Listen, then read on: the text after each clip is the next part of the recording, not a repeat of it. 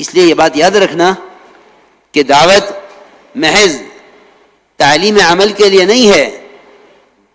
کہ اس کام سے عمل سیکھ کر یہ سمجھے کہ میں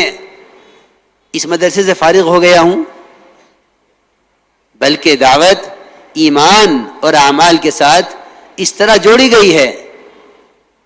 کہ دعوت اللہ کے ذریعے ایمان اور اعمال کے اندر کمال پیدا ہوتا رہے۔ مولانا الیاس صاحب کی وفات سے 1.5 مہینے کے بعد مولانا یوسف صاحب رحمۃ اللہ علیہ نے کام کرنے والوں کو ایک خط لکھا تھا، اس میں یہ بات لکھی تھی کہ امت خروج کو اہمیت اس لیے نہیں دیتی کہ اس کو کلمہ نماز ٹھیک کرنے کی تحریک سمجھتی ہے، حالانکہ اس کام کا مقصد ہے اپنے کلمہ نماز کے اندر نور اور جلا پیدا کرنا، جس سے ہمارے اعمال سطحیت کے بجائے حقیقت اختیار کر لیں۔ دعوت اور خروج اعمال کو سطحیت سے اٹھا کر حقیقت پر لانے کے لیے ہے۔ اس لیے میرے بزرگ دوستو عزیزوں، سب سے پہلے ہمیں اللہ کے راستے میں نکلنے کی ضرورت اور اس کے مقصد کو سمجھنا ہے، کیونکہ جو محنت بلا مقصد ہو اس پر استقامت کبھی نہیں ہو سکتی۔ قرآن نے صاف طور پہ فرمایا ہے وَمَنْ أَحْسَنُ قَوْلًا مِّمَّنْ دَعَا إِلَى اللَّهِ وَعَمِلَ صَالِحًا، اس شخص سے اچھا دین ہو کس کا سکتا ہے جو دعوت دیتے ہوئے عمل کرے۔ گویا دعوت اور عمل ان دونوں کو مسلسل جمع رکھنا، دعوت اور عمل ان دونوں کو مسلسل جمع رکھنا یہ دین کو سب سے اچھا بنانے والا ہے۔ علماء نے تفسیر اسی طرح کی ہے، بلکہ مفسرین نے ترجمہ اسی طرح کیا ہے اور یہ فرمایا ہے کہ وَمَنْ أَحْسَنُ دِينًا کا مطلب ہے وَمَنْ أَحْسَنُ عَمَلًا، عمل سے دین مراد لیا ہے۔ وَمَنْ أَحْسَنُ قَوْلًا سے قول سے دین مراد لیا ہے کہ اس سے اچھا دین ہو کس کا سکتا ہے جو دعوت دیتے ہوئے عمل کرے۔ معلوم یہ ہوا کہ دعوت ایمان اور اعمال کے اندر کمال پیدا کرنے کے لیے ہے۔ اس لیے میرے بزرگ دوستو عزیزوں، بنیاد اس کو بناؤ کہ اللہ کے راستے کی نقل و حرکت ایمان اور اعمال کی تکمیل کے لیے ہے۔ سوال اس بات کا ہے، لوگ یہ کہتے ہیں کہ کیا ایمان اور اعمال میں کمال پیدا کرنے کے لیے صرف یہی راستہ ہے؟ دیکھو، جب امت کی نظر سیرت صحابہ سے اور محمد صلی اللہ علیہ وسلم کے طریقوں سے دور ہوتی جاوے گی، امت کے درمیان رواجی طریقے زندہ ہوتے رہیں گے اور سنت کے طریقے امت سے دور ہوتے رہیں گے، سنت کے طریقے دور ہوتے رہیں گے۔ اگر ہم اس محنت کو کرنے میں سب سے پہلے سیرت پر غور کریں کہ سیرت صحابہ میں اور آپ صلی اللہ علیہ وسلم کی احادیث میں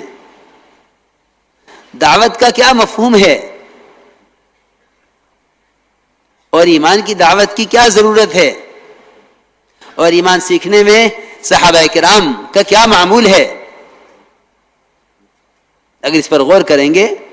تو واقعی میں یقین سے کہتا ہوں یہ بات سمجھ میں آ جائے گی کہ اللہ کے راستے کا جہد محمد صلی اللہ علیہ وسلم اور آپ کے صحابہ کے طریقے کا پابند ہو کر کرنا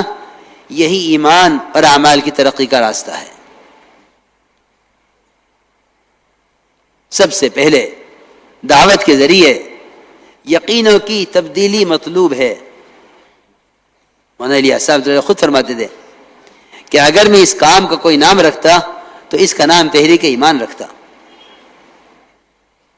اس کا نام تحریک ایمان رکھتا۔ اگر میں اس کام کو کوئی نام رکھتا کہ اس کا نام تحریک ایمان رکھتا، کہ یہ محنت یقینوں کے بدلنے کے لیے ہے۔ یقین کی تبدیلی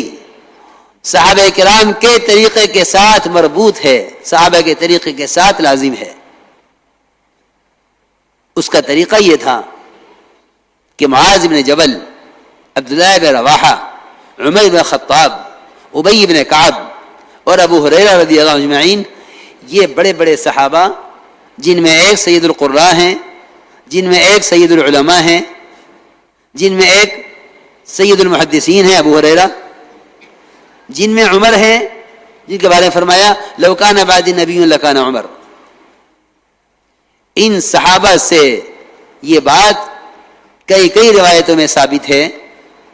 کہ یہ ایمان سیکھنے کے عنوان پر صحابہ پر گشت کرتے تھے اور ان سے ملاقاتیں کرتے تھے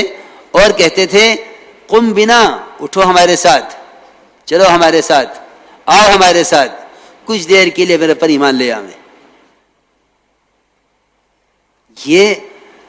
معمول امت میں سے یعنی کلیتاً ختم ہو گیا ہے، کلیتاً ختم ہو گیا، کلی طور پر.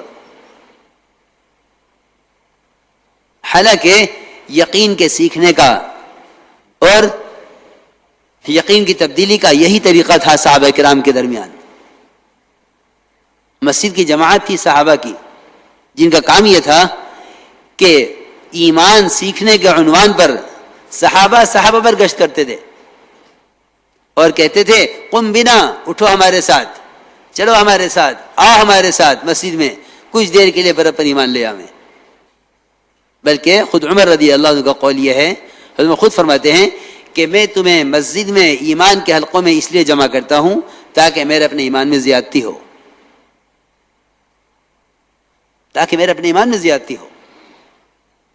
عبداللہ بن رواحہ رضی اللہ تعالی عنہ ایک کے دو کے ہاتھ پکڑتے اور یہ کہتے کچھ دیر کے لیے ہمارے ساتھ مسجد میں آ جاؤ، پر ایمان لے آویں. خبر نہیں یہاں اس وقت کتنی مسجد کی جماعتیں موجود ہوں گی. میری ان سب سے درخواست یہ ہے کہ اپنے کام کو محمد صلی اللہ علیہ وسلم اور آپ کے صحابہ کے طریقے اور ان کی سیرت پر لاؤ، کیونکہ اللہ رب العزت نے قیامت تک تربیت کا ضابطہ سنت کو متعین کر دیا ہے. جو محنت، جو عمل، جو عبادت، جو ضرورت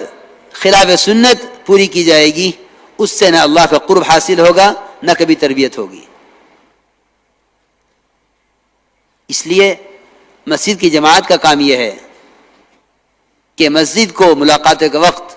عمل سے خالی نہ چھوڑو، بلکہ مسجد میں 2-3 ساتھیوں کو متعین کر کے ایمان کا حلقہ قائم کرو اور صحابہ کی طرح ملاقاتیں کر کے لوگوں کو ایمان سیکھنے کے عنوان پر جتنے مسجد کے باہر کے پھیلے ہوئے نقشے ہیں، ان نقشوں میں سے ان کو نکالو. نقشوں میں دعوت نہیں جانی ہے، نقشوں میں سے نکال کر ایمان کے حلقوں میں لا کر ایمان سکھلانا ہے. ان نقشوں سے نکالو. ہمیں صحابہ کرام کا معمول یہ ملا ہے کہ ملاقاتیں کر کے فرماتے صحابہ سے ہمارے ساتھ اٹھ جاؤ، مسجد میں آ جاؤ، ہمارے ساتھ مسجد میں آ جاؤ تاکہ میرے پر ایمان لے آویں.